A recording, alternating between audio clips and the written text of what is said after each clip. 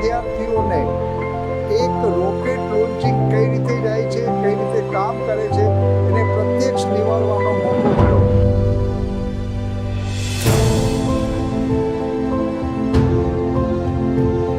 નમસ્કાર, doctor Chandramouli Joshi, chairman Raman science and technology foundation India. આજે space day, Bharat સરકારનું એક ગૌરવ, ઇસરોનું ગૌરવ, આપણું ચંદ્રયાન-3 એ સક્સેસપૂર્વક સાઉથ પોલ ઉપર લેન્ડિંગ કર્યું.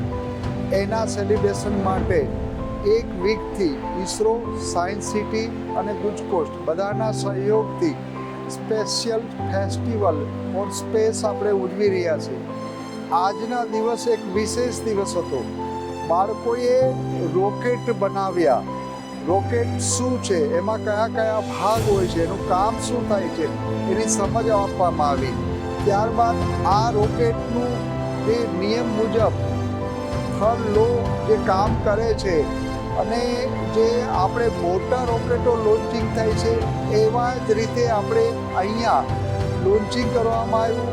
ઇસરોના સાયન્ટિસ્ટો, બ્રજેશ સર, સાયન્સ સિટીના મેનેજર મુકેશભાઈ તેમજ બીજા મહેમાનોના હાજરીની અંદર આવું સુંદર મજાનું લોન્ચિંગ કરીને વિદ્યાર્થીઓને એક રોકેટ લોન્ચિંગ કઈ રીતે જાય છે, કઈ રીતે કામ કરે છે, એને પ્રત્યક્ષ નિહાળવાનો મોકો મળ્યો.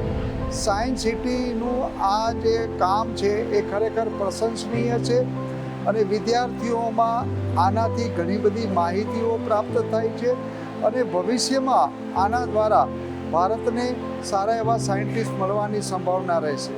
જય હિન્દ, જય ભારત.